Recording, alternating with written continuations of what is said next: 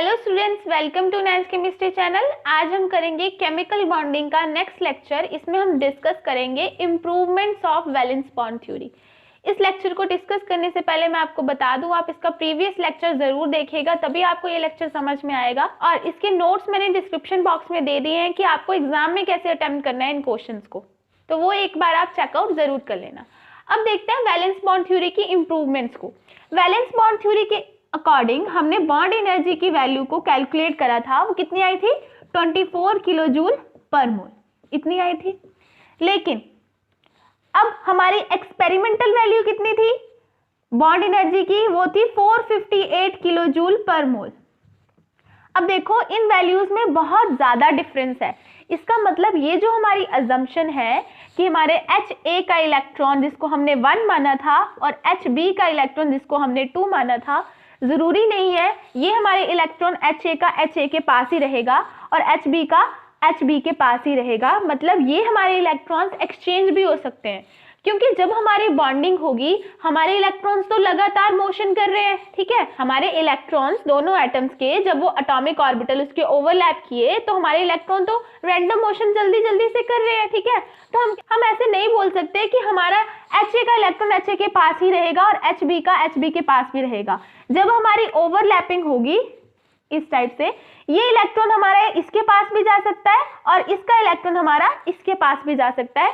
यही हमारी इंप्रूवमेंट थी वैलेंस बॉन्ड थ्योरी की बॉन्ड एनर्जी की वैल्यूज में। अब वो कैसे करी वो मैं आपको बताती हूँ। हमारे पॉलिंग एंड स्लेटर थे, उन्होंने इंप्रूवमेंट की वैलेंस बॉन्ड थ्योरी में। फर्स्ट उनका कंसेप्ट यही था, एक्सचेंज ऑफ इलेक्ट्रॉन्स।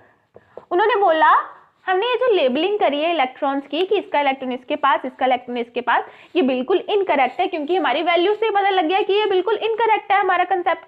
तो उन्होंने बोला कि ऐसा हो सकता है कि इसका इलेक्ट्रॉन जब हमारा 3 डायमेंशनली घूम रहा है, यहाँ पे जब बॉन्डिंग होगी या ओवरलैपिंग होगी है, तो इसका इलेक्ट्रॉन इसके पास भी जा सकता है और इसका इलेक्ट्रॉन इसके पास भी जा सकता है। ये 2 पॉसिबिलिटीज ली उन्होंने। तो इन पॉसिबिलिटीज को हम कैसे लिखेंगे? उन्होंने बोला स्टेट 1 में, यहाँ पे स्टेट 1 लेते हैं, यहाँ पे HA का इलेक्ट्रॉन इसी के पास है। अच्छा ये तो आपको पता है ना, हमने HA के इलेक्ट्रॉन को 1 माना था और HB के इलेक्ट्रॉन को 2 माना था, ठीक है। प्रीवियस लेक्चर देख लेना प्लीज, तभी आपको ये लेक्चर समझ में आएगा, ओके। अब HA का इलेक्ट्रॉन HA के पास है, HB का HB के पास, जिसको हमने 2 माना। अब स्टेट 2 में क्या हो सकता है?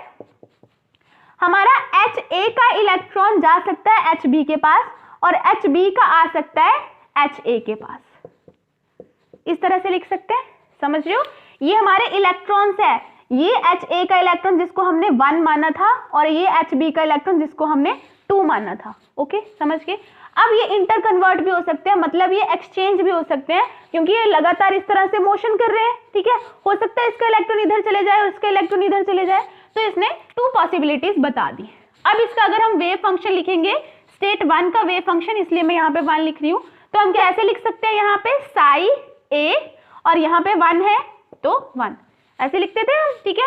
और साई B, यहाँ पे इसके इलेक्ट्रॉन 2 है तो 2। स्टेट 2 साई 2। अब यहाँ पे साई A है और इसके पास इलेक्ट्रॉन देखो 2। अब यहाँ पे इसका वेव फंक्शन HB का वेव फंक्शन साई B है और इसके इलेक्ट्रॉन यहाँ पे 1, ठीक है। ये आ गई हमारी इक्वेशन 3 एंड इक्वेशन नंबर 4, ठीक है। क्योंकि 2 इक्वेशन हमारी क्या थी? सेकेंड इक्वेशन क्या थी हमारी? साई A 1 और साई B 2, ये हमारी सेकेंड इक्वेशन थी, जिसके हिसाब से हमारी ये वैल्यूज आई थी। अब हमारी इक्वेशन नंबर 3 क्या है कि यहाँ पे एक्सचेंज हो गया है हमारे इलेक्ट्रॉन्स का। अब इसके लिए अगर हम टोटल वेव फंक्शन लिखें, क्योंकि अब देखो हमारा मॉलिक्यूल तो एक ही है, उसके लिए वेव फंक्शन तो एक ही बनेगा। अगर हमने टोटल वेव फंक्शन लिखना हो, ये तो हमारी पॉसिबिलिटीज है ना, अगर हमने टोटल वेव फंक्शन लिखना हो तो याद करो थ्योरम नंबर 2 को। उसमें मैंने बोला था किसी सिस्टम में अगर सेवरल वेव फंक्शन आ जाए तब हम उसके ट्रू वेव फंक्शन को हम कैसे लिखेंगे। अब देखो यहाँ पे हम कैसे लिखेंगे? Psi equal to C1 psi state 1 C2 psi state 2, okay, इसी तरह से लिखेंगे। थ्योरम 2 को याद करो। थ्योरम 2 के हिसाब से हम अगर टोटल वेव फंक्शन निकालना हो उस सिस्टम का जिसके पास सेवरल वेव फंक्शन हो, तो हम इस टाइप से निकाल सकते हैं। अब इसकी वैल्यूज को पुट आउट कर दो यहाँ पे। जल्दी से। चलिए हमारे wave function 1 and wave function 2 की वैल्यूज पुट आउट कर दो। यहाँ पे साई इक्वल टू आ जाएगा हमारा C1 Sai A2 1 Sai B2 और C2 Sai A2 and Sai B1। ठीक है, समझ आ गया ना कैसे किया? बस इस वैल्यू को पुट आउट करा है हमने, साई 1 की वैल्यू को पुट आउट करा है हमने यहाँ पे, जस्ट और कुछ नहीं किया। ठीक है, ये आ गई हमारी इक्वेशन नंबर 5। ओके, अब यहाँ पे C1 एंड C2 क्या है? याद करो थ्योरम में वहां पे ईच वेव फंक्शन के कंट्रीब्यूशन को हम C से डिनोट करते थे, तो यहाँ पे भी C1 एंड C2 है। C1 and C2 are coefficient, ये हमारे कोफिशिएंट है और ये क्या इंडिकेट कर रहे हैं? इंडिकेट कंट्रीब्यूशन ऑफ, किसका कंट्रीब्यूशन इंडिकेट कर रहे हैं? अब ये wave function psi1 and psi2 respectively. Okay, समझ गए? C1 एंड C2 यहाँ पे क्या है? ये कोफिशिएंट है जो psi1 एंड psi2 के कंट्रीब्यूशन को शो कर रहा है। ओके, अब यहाँ याद रखो मैंने आपको थ्योरम 2 में ही C1 एंड C2 के बीच में रिलेशनशिप बताया था। क्या बोला था मैंने? C1 equal two plus minus C2। ये रिलेशनशिप याद है आपको, है ना? प्रीवियस लेक्चर में मैंने C1 एंड C2 में रिलेशनशिप बताया था, C1 is equal two plus minus C2। अब यहाँ पे हम अज्यूम करेंगे, अब हमें C की वैल्यूज भी तो देखनी है ना, यहाँ पे क्या है, तो C की वैल्यूज देखते हैं। यहाँ पे क्वेश्चन नंबर 5 में हम C की वैल्यू, C1 की वैल्यू अगर 1 भरेंगे तो C2 की क्या हो जाएगी? प्लस माइनस 1, क्योंकि इन दोनों में रिलेशनशिप ये है ना, अगर इसकी वैल्यू 1 भरेंगे तो इसकी क्या आ जाएगी? Plus minus 1। ओके, जस्ट अब वैल्यूज पुट आउट करनी है हम इक्वेशन नंबर 5 में C1 एंड C2 की। अगर हम C2 की वैल्यू प्लस में लेंगे तो साई प्लस, ठीक है, साई प्लस हमारा क्या आ जाएगा? यहाँ पे C1 की वैल्यू हमने 1 रखी है, तो यहाँ पे साई A1 साई B2, ठीक है। C2 की वैल्यू हमने प्लस 1 रखी है, यहाँ पे हमने प्लस 1 रखी है, तो यहाँ पे आ जाएगा प्लस, और यहाँ पे Sai A2 and Sai B1। समझ रहे हो ना हम कैसे कैसे कर रहे हैं? हमने जस्ट वैल्यूज ही पुट आउट करी है, हमने C1 को अज्यूम किया है यहाँ पे, late C1 is equal to 1। अगर C1 1 होगा तो C2 प्लस माइनस 1 होगा, क्योंकि इनका रिलेशनशिप देख लिया है, इस रिलेशनशिप को याद रखना है आपको। अब अगर हम C2 की वैल्यू प्लस 1 भरते हैं तो हमारी इक्वेशन ये आएगी। अगर हम C2 की वैल्यू माइनस 1 भरते हैं, क्योंकि C1 की तो हमें 1 नहीं भरनी है, C2 की प्लस माइनस 1 है तो दोनों भरेंगे। अब यहाँ पे C1 की एज इट इज 1 नहीं है, तो ये इक्वेशन नंबर 5 जो है हमारी C1 के लिए फर्स्ट तो सेम ही आएगा। सेकेंड, अब C2 की वैल्यू हम माइनस 1 भर रहे हैं, तो यहाँ पे क्या कौन सा साइन आ जाएगा? माइनस, और बाकी हमारा एज इट इज लिख दोगे आप। समझ गए? इजी है। ये आ गई हमारी इक्वेशन नंबर 5, इक्वेशन नंबर 6 है, ठीक है, और ये आ गई हमारी इक्वेशन नंबर 7। अब इन दो इक्वेशंस में क्या डिफरेंस है, अब ये भी समझ लो। ये जो हमारी इक्वेशन नंबर 6 है ये इंडिकेट कर रही है सिमेट्रिक कॉम्बिनेशन, लेकिन जो हमारी इक्वेशन नंबर 7 है साई नेगेटिव, ये इंडिकेट कर रही है एंटी सिमेट्रिक कॉम्बिनेशन। मतलब जब हमारी बॉन्ड फॉर्मेशन होगी, हमारे जो इलेक्ट्रॉन्स हैं यहाँ पे सिमेट्रिक कॉम्बिनेशन करेंगे और यहाँ पे एसिमेट्रिक। इसका मतलब क्या है? यहाँ पे जो इलेक्ट्रॉन्स है वो ऑपोजिट स्पिन के होंगे, मतलब जब हमारी बॉन्ड्स, हमारे एटॉमिक ऑर्बिटल ओवरलैप करेंगे तो दोनों हमारे जो इलेक्ट्रॉन होंगे, इसका इलेक्ट्रॉन और इसका इलेक्ट्रॉन, दोनों की एक दूसरे से ऑपोजिट स्पिन होगी और यहाँ पे सेम स्पिन होगी, इसलिए इसको सिमेट्रिक कॉम्बिनेशन। तो ये इक्वेशन क्या शो कर रही है? Symmetric combination of electron, combination of electrons. अब यहाँ पे इलेक्ट्रॉन की स्पिन ऑपोजिट है और ये शो कर रही है एंटी सिमेट्रिक या एसिमेट्रिक बोल सकते हो आप इसको, एंटी सिमेट्रिक कॉम्बिनेशन। और यहाँ पे जो इलेक्ट्रॉन्स की स्पिन है वो सिमिलर है। अब आप मुझे एक बात बताओ, मैंने आपको अजम्पशंस में ही लिखवा दिया था, वैलेंस बॉन्ड थ्योरी के अकॉर्डिंग सिर्फ जो ऑपोजिट स्पिन वाले इलेक्ट्रॉन्स है वो ही बॉन्डिंग करेंगे, ठीक है। सेम स्पिन वाले इलेक्ट्रॉन बॉन्डिंग नहीं कर सकते। इसका मतलब क्या है? यहाँ पे जो सिमेट्रिक कॉम्बिनेशन है, मतलब ये वाली हमारी जो साई पॉजिटिव की वैल्यू इक्वेशन नंबर 6 है, यहाँ पे तो हमारी बॉन्डिंग होगी, लेकिन यहाँ पे हमारी बॉन्डिंग पॉसिबल नहीं है, क्योंकि ये वैलेंस बॉन्ड थ्योरी की अजम्पशन में ही हमने पहले से ही पढ़ लिया था। मेन पॉइंट्स में हमने देखा था कि सिर्फ ऑपोजिट स्पिन वाले इलेक्ट्रॉन ही बॉन्डिंग में पार्टिसिपेट करते हैं या वो ही बॉन्डिंग कर सकते हैं, सेम स्पिन वाले बॉन्डिंग नहीं कर सकते। तो यहाँ पे हम ये भी लिख सकते हैं, ये बॉन्डिंग करेंगे और यहाँ पे बॉन्डिंग नहीं होगी। ओके, अब इसको ग्राफ से समझते हैं। जो हमने कल ग्राफ बनाया था वो ही देख लेते हैं। यहाँ पे E0 था, यहाँ पे पोटेंशियल एनर्जी इन किलोजूल पर मोल, यहाँ पे इंटर न्यूक्लियर डिस्टेंस था जिसको हम R से डिनोट करते हैं। ओके, और यहाँ पे हमने वैल्यूज लिखी थी 200, 400। ओके, यहाँ पे नेगेटिव और ये 0 से ऊपर है तो यहाँ पे आ जाएगा पॉजिटिव। ध्यान रखना, प्रीवियस वीडियो में यहाँ पे मैंने नेगेटिव साइन छोड़ दिए थे, बट ये ऑब्वियस सी बात है, अगर 0 से नीचे वैल्यू है तो ये हमारी सारी वैल्यूज नेगेटिव में होंगी और ये पॉजिटिव में होंगी। ठीक है, ये सब तो हमें ऑलरेडी पता है, क्योंकि ये इंट्रोडक्शन पार्ट में मैंने आपको बता दिया था। तो प्रीवियस वीडियो में यहाँ पे नेगेटिव साइंस रह गए थे, वो आप जरूर देख लेना, वो ध्यान रखना इस बात का। ओके, अब हमने यहाँ पे जो फर्स्ट इक्वेशन के हिसाब से जो हमारा ग्राफ आया था वो आया था हमारा इस टाइप से। इसको हमने कर्व 1 बोला था। इसके हिसाब से जो हमारी बॉन्ड एनर्जी की वैल्यू आई थी वो आई थी 24 किलो जूल पर मोल। ठीक है, अब हम ग्राफ प्लॉट कर रहे हैं जो हमारी equation number 6 and equation number 7 आई है। इक्वेशन नंबर 6 के लिए हम कर्व 2 को प्लॉट करेंगे। ये हमारी कर्व 1 थी, अब कर्व 2 में भी अब यहाँ पे भी क्या हो रहा है, हमारे एटम्स क्लोज क्लोज आ रहे हैं और हमारी पोटेंशियल एनर्जी लो होगी और इस टाइप से ये आएगी हमारी कर्व 2। ये किसके लिए है, हमारे साई पॉजिटिव के लिए। ठीक है, ये जो आपने इक्वेशन नंबर 6 लिखी है साई पॉजिटिव, जिसमें बॉन्डिंग हुई है, क्योंकि हमारी बॉन्डिंग हमेशा जब हमारी वैल्यू 0 से नीचे होती है तभी होती है, क्योंकि हमारे एटम्स क्लोज क्लोज आएंगे तो पोटेंशियल एनर्जी लो होगी, और जब हमारी पोटेंशियल एनर्जी लोएस्ट होगी उस पोजीशन पे हमारी बॉन्ड फॉर्मेशन होती है। ये सब चीजें मैं अब आपको बता चुकी हूँ। ओके, अब इक्वेशन नंबर 7 ये एंटी सिमेट्रिक के लिए, यहाँ पे हम कर्व 3 बनाएंगे। अब यहाँ पे बॉन्डिंग नहीं होगी, इसका मतलब इसकी कर्व हमारी इस टाइप से आएगी। यहाँ पे बॉन्डिंग नहीं हुई है। ये जो कर्व 3 है ये क्या इंडिकेट करिए, साई नेगेटिव की वैल्यू, और यहाँ पे anti symmetric, no bond formation, no bond formation.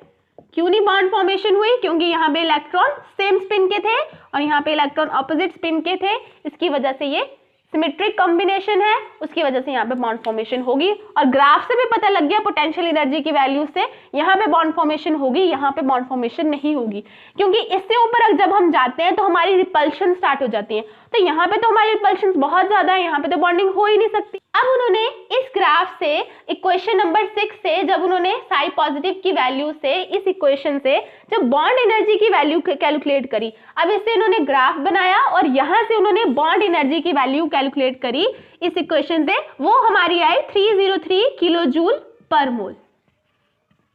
Okay, और जो बॉन्ड लेंथ की वैल्यू आई वो आई 0.80 एंगस्ट्रॉम। और हमारी एक्सपेरिमेंटल वैल्यूज याद करो, बॉन्ड एनर्जी की क्या थी 458 किलो जूल पर मोल, और बॉन्ड लेंथ की एक्सपेरिमेंटल वैल्यू क्या थी हमारी 0.70 एंगस्ट्रॉम। अब देखो इन वैल्यूज में इंप्रूवमेंट हुई है, कितनी इंप्रूवमेंट हुई है वो भी हम निकाल सकते हैं। 303 अब हमारी आई है।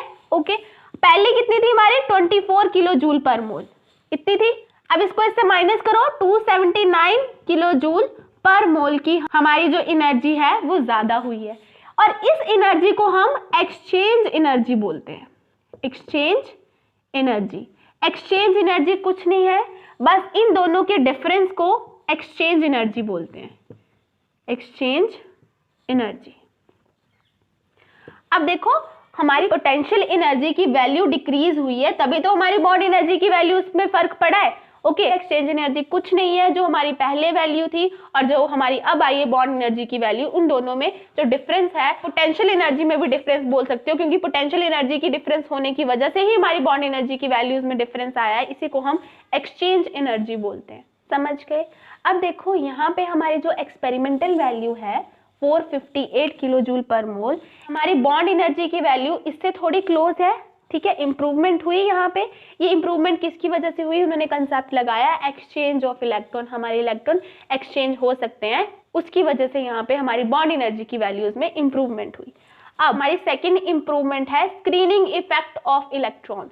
अब हमारे स्क्रीनिंग इफेक्ट को, अब ये मैं आपको ऑलरेडी डिस्कस कर चुकी हूँ, इसलिए मैं इसको ज्यादा नहीं पढ़ाऊंगी, डायरेक्ट बता देती हूँ। यहाँ पे स्क्रीनिंग इफेक्ट की वजह से मैं आपको थोड़ा सा आइडिया दे देती हूँ। जब हमारे एटम्स क्लोज आते हैं, यहाँ पे उसके इलेक्ट्रॉन्स, उसकी वजह से जब वो क्लोज आने की कोशिश करते हैं, ये जो हमारा दूसरे एटम का इलेक्ट्रॉन है ना, ये इलेक्ट्रॉन शील्ड करता है न्यूक्लियस को, ये इलेक्ट्रॉन अट्रैक्शन फील ना कर पाए। मतलब जो एक्चुअल अट्रैक्शन होनी चाहिए, जितना चार्ज हमारे न्यूक्लियस के पास था, हमारा जो दूसरे एटम का इलेक्ट्रॉन है वो उतनी अट्रैक्शन फील नहीं करता। वो किसकी वजह से? उसके अपने ही इलेक्ट्रॉन की वजह से, क्योंकि वो शील्ड की तरह काम करता है यहाँ पे। अब हमने ये भी डिस्कस कर लिया है, जो हमारा इलेक्ट्रॉन है वो एक्चुअल चार्ज जो फील करता है उसको हम Z इफेक्टिव से निकालते हैं। ठीक है, अब ये सब चीजें हम पढ़ चुके हैं। Z इफेक्टिव से हम एक्चुअल चार्ज जो फील करता है हमारा इलेक्ट्रॉन वो निकाल सकते हैं। मतलब न्यूक्लियस के टुवर्ड जितनी अट्रैक्शन वो एक्चुअल में फील करता है वो हम Z इफेक्टिव की वैल्यू से फाइंड आउट कर सकते हैं। पॉलिंग्स एंड स्लेटर ने क्या किया? Z इफेक्टिव की वैल्यू को इंक्लूड करते हुए उन्होंने साई वेव फंक्शन, ये जो हमारा साई पॉजिटिव था, इस वेव फंक्शन वैल्यू से बॉन्ड एनर्जी की वैल्यू को कैलकुलेट किया। उससे हमारी जो कर्व आई वो इस टाइप से आई, ये है हमारी कर्व 3। उससे पोटेंशियल एनर्जी हमारी और लो हो गई। ये कर्व 3 क्या डिनोट कर रही है? ये स्क्रीनिंग इफेक्ट ऑफ इलेक्ट्रॉन, उसकी वजह से जो पोटेंशियल एनर्जी में डिक्रीज हुआ है, उसके बाद जो बॉन्ड एनर्जी की वैल्यूज आई वो थी हमारी बॉन्ड एनर्जी की वैल्यू 365 किलो जूल पर मोल। ओके, अब यहाँ पे देखो बॉन्ड एनर्जी की वैल्यू में यहाँ पे 303 थी। जब हमने स्क्रीनिंग इफेक्ट वाला कंसेप्ट भी लगाया तब हमारी बॉन्ड एनर्जी की वैल्यू और भी ज्यादा हो गई, 365 किलो जूल पर मोल, जो कि हमारी एक्सपेरिमेंटल वैल्यू से और भी ज्यादा क्लोज थी। समझ रहे हो? समझ रहे? ये सब कुछ ये क्यों कर रहे हैं? ये इंप्रूवमेंट्स क्यों की उन्होंने? वो चाहते थे कि एक्सपेरिमेंटल वैल्यूज के क्लोज तो आए हमारी वैल्यूज, हमारी जो वेरिटिकल वैल्यूज जो है हमारी इक्वेशन से हम निकाल रहे हैं वो हमारी एक्सपेरिमेंटल वैल्यू के क्लोज आनी चाहिए, तभी तो हमारा जो कंसेप्ट है वो सही होगा। ओके, समझ रहे हो मेरी बात? तो सबसे पहले उन्होंने एक्सचेंज एनर्जी का लगाया कंसेप्ट, उसमें उन्होंने देखा बॉन्ड एनर्जी की वैल्यू इतनी आई। फिर उन्होंने स्क्रीनिंग इफेक्ट ऑफ इलेक्ट्रॉन का कंसेप्ट लगाया, उससे उन्होंने बॉन्ड एनर्जी की वैल्यू कैलकुलेट करी, तो हमारी 365 किलो जूल पर मोल आई, जो कि हमारी एक्सपेरिमेंटल वैल्यू से और भी ज्यादा क्लोज थी। ओके, समझ के? यही है हमारी इंप्रूवमेंट। यहाँ पे 2 इंप्रूवमेंट्स हमारी खत्म होगी, screening effect of electron, exchange of electron. अब देखो ये जो साई पॉजिटिव है इसको हम कोवेलेंट भी बोलते हैं, साई कोवेलेंट भी बोलते हैं, क्योंकि यहाँ पे कोवेलेंट बॉन्ड बनती है हमारी। यहाँ पे जो हमारी बॉन्डिंग हुई है ये हमने परफेक्टली कोवेलेंट मानना है, यहाँ पे बॉन्ड को परफेक्टली कोवेलेंट मानना है, तो इस साई पॉजिटिव को हम साई कोवेलेंट भी लिख सकते हैं। अब बिल्कुल भी मत घबराना, मैंने नोट्स में बिल्कुल अच्छे से लिखा हुआ है कि आपने एग्जाम में इस क्वेश्चन को कैसे अटेम्प्ट करना है। अभी सिर्फ आप समझो कि इस कंसेप्ट में है क्या। अब हमारी थर्ड इंप्रूवमेंट है आयनिक करेक्टर ऑफ HH बॉन्ड। अब उन्होंने इस अजम्पशन में क्या बोला, इस कंसेप्ट में उन्होंने क्या बोला कि जरूरी नहीं है हमारे इलेक्ट्रॉन एक्सचेंज ही हो रहे हो, ऐसा टाइम भी आ सकता है क्योंकि हमारे इलेक्ट्रॉन तो फटाफट घूम रहे हैं दोनों एटम्स के बीच में। ओके, घूम रहे हैं ना। अब जरूरी नहीं है हमारा ये इलेक्ट्रॉन इसके पास जाए, ये इलेक्ट्रॉन इसके पास जाए, एक्सचेंज ही हो रहे हो, ऐसा भी हो सकता है। ऐसा टाइम भी आ सकता है जो दोनों इलेक्ट्रॉन है वो एक एटम के पास चले जाएं। इनका कहने का मतलब क्या था, यहाँ पे मैं स्ट्रेट 3 लिख रही हूँ क्योंकि 1 और 2 हमने एक्सचेंज एनर्जी में पढ़ लिए। उनका कहने का मतलब था कि हमारे जो HA के इलेक्ट्रॉन्स हैं और HB, ये 2 एटम्स थे हमारे पास, इसके इलेक्ट्रॉन 1, इसके इलेक्ट्रॉन को हमने 2 माना था। ऐसा टाइम भी हो सकता है कि हमारे दोनों इलेक्ट्रॉन एक एटम के पास चले जाएं, ठीक है, और दूसरे के पास कोई इलेक्ट्रॉन ना बचा हो। ऐसा भी हो सकता है कि हमारे जो सेकंड HB है इसके पास दोनों इलेक्ट्रॉन हो और इसके पास कुछ ना हो। उसकी वजह से क्या हो जाएगा, चार्ज जनरेशन हो जाएंगी। यहाँ पे दोनों इलेक्ट्रॉन यहाँ पे, तो यहाँ पे नेगेटिव, इसके पास कोई इलेक्ट्रॉन नहीं है तो यहाँ पे पॉजिटिव, यहाँ पे दोनों इलेक्ट्रॉन इसके पास तो यहाँ नेगेटिव और यहाँ पॉजिटिव। ओके, यहाँ पे इन्होंने ये कंसेप्ट लगाया, उन्होंने बोला कि जरूरी नहीं है हमारे इलेक्ट्रॉन्स एक्सचेंज ही हो रहे हों, ऐसा भी हो सकता है दोनों इलेक्ट्रॉन एक ही एटम के पास हो, ठीक है, या इसके पास हो या इसके पास हो। तो उसके लिए उन्होंने स्टेट 3 एंड स्टेट 4 को इस टाइप से लिखा। अब यहाँ पे देखो चार्ज की जनरेशन हुई है, इसका मतलब यहाँ पे आयनिक बॉन्ड कैरेक्टर भी इंट्रोड्यूस हुआ है। आयनिक बॉन्ड ऐसी बनती है ना, एक पॉजिटिव होता है एक नेगेटिव होता है, इन दोनों के बीच में इलेक्ट्रोस्टैटिक फोर्स ऑफ अट्रैक्शन होती है। पॉजिटिव और नेगेटिव कैसे आता था, एक इलेक्ट्रॉन देता था और दूसरा इलेक्ट्रॉन लेता था। आयनिक बॉन्ड तो आपको बताया ना, यहाँ पे आयन जनरेट हो, यहाँ पे आयनिक बॉन्ड कैरेक्टर भी आएगा किसी टाइम पे। उन्होंने बोला हमारे इलेक्ट्रॉन घूम रहे हैं तो कोवेलेंट कैरेक्टर तो है ही है, ओवरलैपिंग हुई है तो कोवेलेंट कैरेक्टर तो है ही है, लेकिन ऐसा भी हो सकता है दोनों इलेक्ट्रॉन इसके पास हो, दोनों इलेक्ट्रॉन इसके पास हो। अब इसके लिए हम वेव फंक्शन लिखेंगे, तो चलिए लिखते हैं। सबसे पहले स्टेट 3 के लिए हम वेव फंक्शन लिखते हैं। साई 3 है हमारा। अब देखो इसके लिए साई ए, क्योंकि HA के लिए हमने वेव फंक्शन क्या लिया था, साई ए। अब इसके पास एक इलेक्ट्रॉन, हमारा जो इसका इलेक्ट्रॉन था वो इसके पास है ही, और इसका दूसरा इलेक्ट्रॉन भी इसके पास आ गया, इसलिए हम साई A2 भी लिखेंगे, ठीक है, दूसरे एटम का इलेक्ट्रॉन भी इसी के पास आ गया है। अब स्टेट 4 को अगर हम लिखें, कैसे लिखेंगे, अब यहाँ पे इसके पास कोई इलेक्ट्रॉन नहीं है तो यहाँ पे इसका वेव फंक्शन नहीं आएगा, अब आएगा वेव फंक्शन साई बी। इसके पास एक इलेक्ट्रॉन इसका अपना भी है और दूसरे का भी इसने लिया हुआ है, तो साई बी 2। इस टाइप से हम इसके वेव फंक्शन को लिखेंगे। समझ गए यहाँ पे क्या क्या किया हमने। इसके वेव फंक्शन को हमने बिल्कुल नहीं लिखा क्योंकि इसके पास इलेक्ट्रॉन ही नहीं है, तो इसके वेव फंक्शन को क्यों लिखेंगे। HA के पास जब अपना इलेक्ट्रॉन था तब हमने वेव फंक्शन ये लिखा, HA के पास दूसरा इलेक्ट्रॉन भी था इसलिए हमने उसका वेव फंक्शन इस तरह एज इट इज हमने इसको भी लिखा है, ठीक है। इसके HA के पास कोई इलेक्ट्रॉन ही नहीं है, इसका मतलब हमने यहाँ पे इसका वेव फंक्शन नहीं लिखना और इसके दोनों वेव फंक्शन हमने एज इट इज लिख दिए। समझ। अब हम टोटल आयनिक वेव फंक्शन लिखेंगे। क्या लिखेंगे, टोटल आयनिक वेव फंक्शन। तो हम कैसे लिखेंगे, इन दोनों स्टेट्स को प्लस कर देंगे, 3 यहाँ पे 4 को प्लस कर देंगे। अब इनकी वैल्यूज को पुट आउट करो, हमें आयनिक वेव फंक्शन चाहिए टोटल, तो हम कैसे लिखेंगे। अब इन दोनों की वैल्यूज को पुट आउट करो, 3 यहाँ पे साई ए 1, साई ए के पास दूसरा इलेक्ट्रॉन भी है, फिर प्लस साई बी के पास दूसरे का इलेक्ट्रॉन भी है और साई बी के पास अपना इलेक्ट्रॉन भी है, ठीक है। इस तरह से हम आयनिक वेव फंक्शन को डिनोट कर सकते हैं। इससे हमें क्या पता, हमारी जो बॉन्ड होती है उसमें पार्शियली कोवेलेंट बॉन्ड भी होता है और पार्शियली आयनिक बॉन्ड भी होता है। क्योंकि हमने आयनिक बॉन्ड के लिए ये वेव फंक्शन लिखा है, हमने कोवेलेंट बॉन्ड के लिए वेव फंक्शन भी लिखा। जो हमने साई पॉजिटिव लिखा था हम उसको साई कोवेलेंट भी लिख सकते हैं, मैंने आपको बोला था, है ना। इक्वेशन नंबर 6 जो है हमारी, वो क्या डिनोट कर रही है कि हमारी बॉन्ड में, हमारी जो HH बॉन्ड है उसमें कोवेलेंट कैरेक्टर है। ये इक्वेशन हमारी क्या शो कर रही है कि इसमें आयनिक कैरेक्टर भी है। तो इसका मतलब हमारी इस बॉन्ड में, HH बॉन्ड में आयनिक, partially ionic and partially covalent character exist करता है। अब हमने इस मॉलिक्यूल का टोटल वेव फंक्शन लिखना हो तो हम कैसे लिखेंगे, आयनिक वेव फंक्शन और कोवेलेंट वेव फंक्शन को प्लस कर देंगे तो हमारा टोटल वेव फंक्शन आ जाएगा इसके लिए। तो जल्दी से प्लस कर दो। क्या करेंगे, टोटल वेव फंक्शन निकालना है हमने, तो साई कोवेलेंट प्लस साई आयनिक, तभी हमारा टोटल वेव फंक्शन मिलेगा HH बॉन्ड के लिए। ओके, तो चलिए भर देते हैं इनकी वैल्यूज को जल्दी से। तो साई कोवेलेंट के लिए वैल्यूज लिखो, साई A 1, साई B 2, पहली स्टेट तो इनकी यही थी। दूसरी क्या बोलती थी, प्लस साई A 2, क्योंकि एक्सचेंज कर रहे थे ना अब इलेक्ट्रॉन्स, अब इलेक्ट्रॉन एक्सचेंज कर दो, साई B 1। ये थी हमारी साई कोवेलेंट की वैल्यू, ये हमने पुट आउट कर दी। अब प्लस यहाँ पे साई आयनिक की वैल्यू लिखने से पहले हम यहाँ पे कोफिशिएंट यूज करते हैं लैम्डा।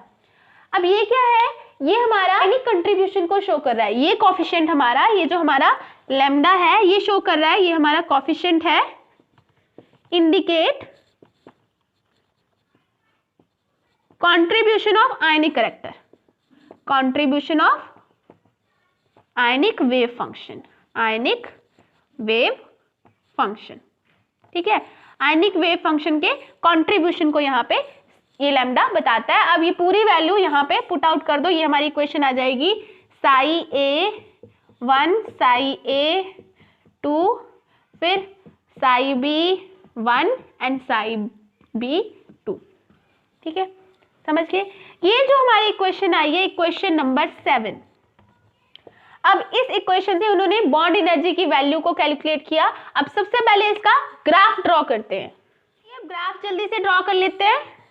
यहाँ पे हमने पोटेंशियल एनर्जी, यहाँ पे इंटरन्यूक्लियर डिस्टेंस, जीरो एनर्जी। सबसे पहले हमारा जो ग्राफ आया था, यहाँ पे आप वैल्यूज लिख लेना, यहाँ पे 400 ये, और यहाँ पे 2, यहाँ पे 4। ठीक है, सबसे पहले हमारा ग्राफ आया था ये हमारी कर्व 1 थी, ये कर्व 2 और ये कर्व 3। एक्चुअली हमारी कर्व 3 ऊपर आई थी साई माइनस के लिए, और ये आई थी साई पॉजिटिव जहां पे कोवेलेंट बॉन्ड बन रही थी। ये स्क्रीनिंग इफेक्ट में जब हमने इंप्रूवमेंट की थी, और ये आई अब हमारी लास्ट कर्व 5। ठीक है, एक्सपेरिमेंटल वैल्यू हमारी ये है 458 किलोजूल पर मोल। ये हमारी कर्व क्या शो कर रही है, एक्सपेरिमेंटल वैल्यू। यहाँ पे क्या हमने शो करना था, एक्सचेंज एनर्जी। ठीक है, एक्सचेंज एनर्जी। ये हमारी कर्व 1 है, ये 2, ये 3, ये 4 एंड ये 5। ये जो फिफ्थ कर्व है ये आई है हमारी इक्वेशन नंबर 7 से। इससे जब बॉन्ड एनर्जी की वैल्यूज को कैलकुलेट किया गया तो वो आई हमारी 388 किलो जूल पर मोल, जो कि हमारी एक्सपेरिमेंटल वैल्यू 458 किलो जूल पर मोल से बहुत क्लोज थी। इसका मतलब ये हमारा कंसेप्ट जो है बिल्कुल सही था। तो आपको समझ में आ गया कि हमने कैसे कैसे इंप्रूवमेंट की अपनी बॉन्ड एनर्जीज की वैल्यू से। सबसे पहले हमने एक्सचेंज एनर्जी वाला कंसेप्ट लगाया, फिर हमने स्क्रीनिंग इफेक्ट वाला कंसेप्ट लगाया, और एंड में हमने आयनिक करैक्टर भी देखा अपनी कोवेलेंट बॉन्ड में। उसकी वजह से भी हमारी बॉन्ड एनर्जी की वैल्यू में बहुत डिफरेंस आया, जिसकी वजह से वो वैल्यू हमारी एक्सपेरिमेंटल वैल्यू से बहुत क्लोज आ रही थी। इसलिए कंसेप्ट को हम improvement of valence bond theory बोलते हैं। ठीक है, क्योंकि हिटलर एंड लंदन के हिसाब से हमारी बॉन्ड एनर्जी की वैल्यू आई थी वो बहुत ज्यादा कम आई थी, 24 किलो जूल पर मोल, जो कि ये कर्व 1 शो कर रही है। ठीक है, अब देखो यहाँ पे पोटेंशियल एनर्जी की वैल्यू और डिक्रीज और डिक्रीज और डिक्रीज होती गई, और ये है हमारी एक्चुअल एक्सपेरिमेंटल वैल्यू। इसके बाद भी हमारे साइंटिस्ट थे जेम्स एंड कॉलोज एंड रूथन। उन्होंने भी बहुत सारी कैलकुलेशन की, सबको कैलकुलेट किया। उन्होंने बॉन्ड एनर्जी की वैल्यूज को और भी ज्यादा इंप्रूव किया, जो कि हमारे सिलेबस में नहीं है। हमारे सिलेबस में यहीं तक है। हमारे जो कॉलोज एंड रूथन थे उन्होंने तो एक्सपेरिमेंटल वैल्यू 458 किलो जूल पर मोल जो है उनकी थ्योरेटिकल वैल्यू एक्सपेरिमेंटल वैल्यू से बिल्कुल मैच करती थी। समझ गए? तो आज के लिए हम इतना करते हैं improvement of valence bond theory में। नेक्स्ट लेक्चर में हम देखेंगे limitations of valence bond theory. इसके नोट्स मैंने डिस्क्रिप्शन बॉक्स में दे दिए हैं।